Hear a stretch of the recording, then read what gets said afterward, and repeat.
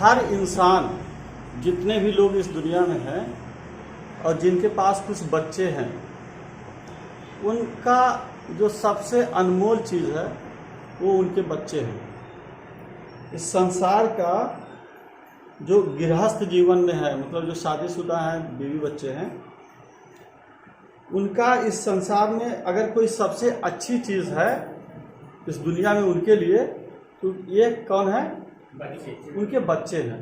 और हर इंसान अपने उस बच्चे के लिए खुद को मिटा देता है। अभी आपका बच्चा बीमार हो जाए, कोई भी तकलीफ हो जाए, तो आप लोग अपने पास जितना माल दौलत है, गहना गुड़िया है, खेती बाड़ी है, सब कुछ उस बच्चे की बेहतर भविष्य के लिए आप सब बेच देंगे, खर्च कर देंगे।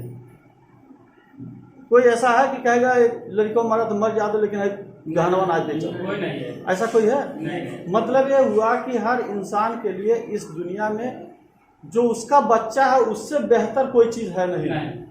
लेकिन सबसे बड़ी दुख की बात यह है कि लोग कुछ पैसों को बचाने के चक्कर में अपने सबसे अनमोल चीज़, सबसे कीमती चीज़, सबसे सुंदर चीज़ को वो अपने सामने बर्बाद होता हुआ देखते हैं और उनको कोई फिक्र नहीं होती।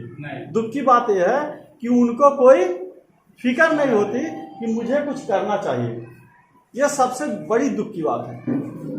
और आप हो सकता है नाम सुने हो या ना सुने हो, अब्राहम लिंकन नाम का एक आदमी अमेरिका में था जो बहुत ही गरीब था, लेकिन उसकी तमन्ना थी कि मैं अमेरिका का राष्ट्रपति बनूंगा।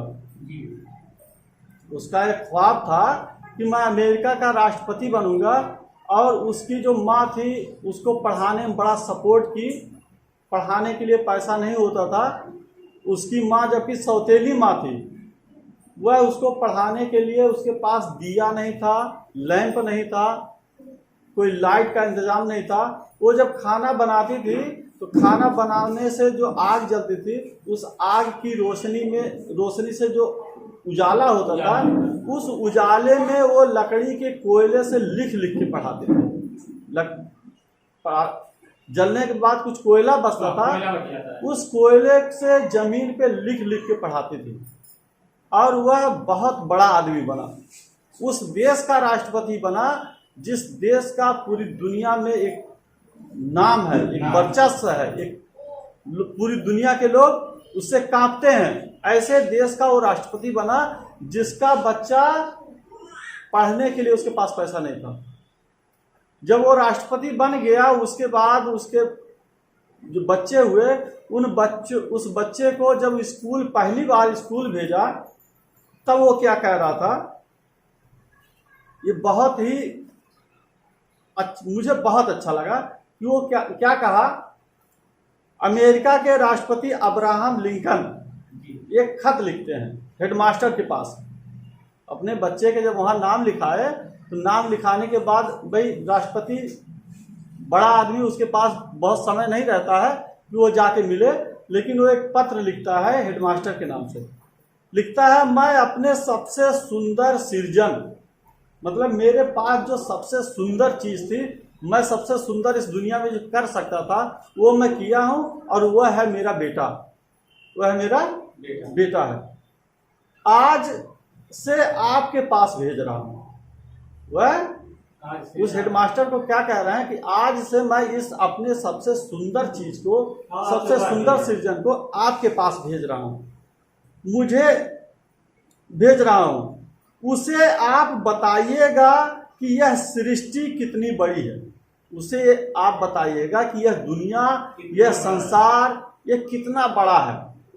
और क्या बताइएगा, इस संसार, इस एक इंसान विशालकाय सृष्टि का एक बहुत छोटा सा हिस्सा है। यह जो इंसान है, पूरी दुनिया बहुत बड़ी दुनिया है।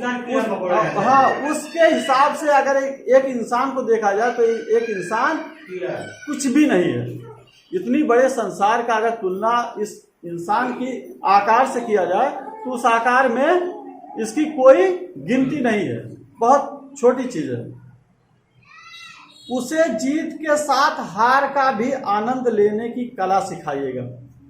वो क्या कहे कि आप उसको जीतना सिखाइएगा, लेकिन जीतने के साथ साथ हारने का आनंद लेना सिखाइएगा। मतलब अगर हार भी जाए तो उसको ये ना कहिएगा कि अरे बाप रे, अरे मारे मर गई, खत्म हो गई, बर्बाद हो गई, है ना। अगर हार जा रहा है तो कोई खा रहा है उसको उसको मजा आना चाहिए। मजा आने का मतलब है उसको सीख मिलनी चाहिए। अगर कहीं हार गया तो समझ में आना चाहिए कि मैं कहाँ क्या गलती किया हूँ। हाय हाय ना करे। हाँ भाई, आजकल क्या होता है, पता चला कि 1 लाख रुपया, 2 लाख रुपया, 10 लाख रुपया बैंक में था और कोई लूट ले गया या बैंक भाग गया, तो अब सल्फास खा लो। तो ऐसा नहीं, आप बैठ जाए, कुर्सी है पीछे, लड़ना सीखिए। हाँ, आप अगर हार भी जाए तो उस बच्चे को ऐसा ना हो कि उसका हौसला टूट जाए, वो अपने आप को मिटा लेना। मतलब हाँ, उसके बाद भी उसको कहिए कि ये जिंदगी के एक हिस्से हैं, हार जीत ये लगा रहेगा, ये आपको झेलना पड़ेगा, ये आपकी जिंदगी का एक हिस्सा है। उसे धरती, आकाश, सूरज, चांद, नदी के बारे में बताइएगा। इस दुनिया में ये सारी क्या क्या चीजें हैं,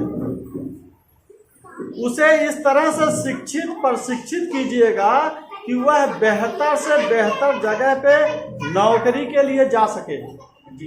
क्या कह रहे हैं कि आप मेरे बच्चे को ऐसा पढ़ाओ, ऐसा लिखाओ, ऐसा सिखाओ कि वह पढ़ लिख के अच्छी से अच्छी जगह पे नौकरी के लिए जा सके। उसे लगे कि मैं इस जगह पे जाऊंगा, मुझे नौकरी मिल सकती है, यह काम मैं कर सकता हूँ। यह आप उस बच्चे को सिखाइए, इतना काबिल बनाओ।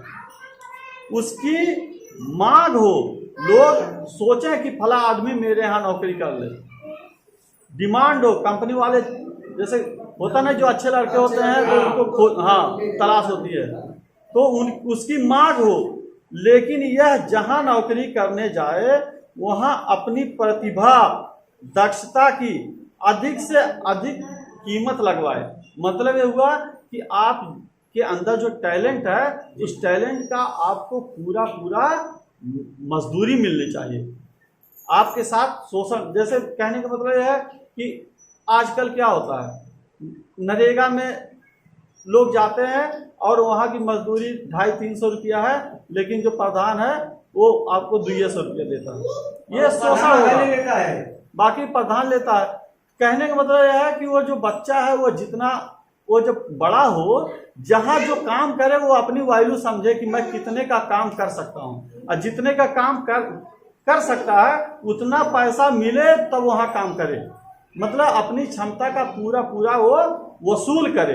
यह भी सिखाइएगा उसको, कि ना कि चाहे जहाँ चलो 10,000 का काम कर रहा है और 1,000 में काम कर रहा है, ऐसा ना सिखाए। उसको सिखाइए कि 10,000 का टैलेंट है तो 10,000 उसको मिलना चाहिए। जो ज्यादा पैसा दे वहां अपना दिमाग गिरवी रख दे। जो जिस कंपनी में या जिसके यहाँ काम करे, जहाँ ज्यादा पैसा मिले वहां काम करे और वहां अपना दिमाग गिरवी रख दे। मतलब ये हुआ कि वो अपने दिमाग को वो उसके विकास के लिए लगाए। उसके बस में वो वहाँ की तरक्की के बारे में अपना दिमाग खर्च करे, लेकिन कहीं अपना ईमान गिरवी न रखे। उसके बाद क्या है, कहीं अपना ईमान गिरवी ना रखे।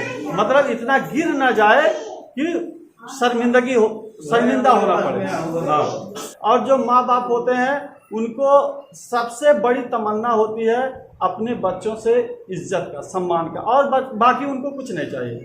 खाना तो 2 टाइम मिल ही रहा है, उसके साथ साथ उनको अगर मान सम्मान मिले, वो जो कुछ कहें आपको ना भी अच्छा लगे तब भी आप उनको एक सिरे से नकार ना दें, कहना ठीक है ऐसे कर देंगे, भले आप अपनी वाली उसमें चलाइए, लेकिन उनको झिड़क ना दीजिए। आप लोग याद रखें, आपका बच्चा वही करेगा जो आपको करते हुए देखेगा।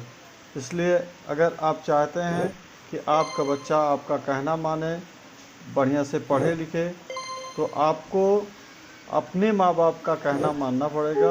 और साथ ही साथ आप जो भी हो सके आप बच्चों के साथ किताबें लेके बैठें। अगर आपके पास किताबें नहीं हैं या आप पढ़ना लिखना नहीं जानते, तो आप बच्चों के साथ बैठ करके और उनसे पूछें और उनसे कुछ सीखने की कोशिश करें। धन्यवाद।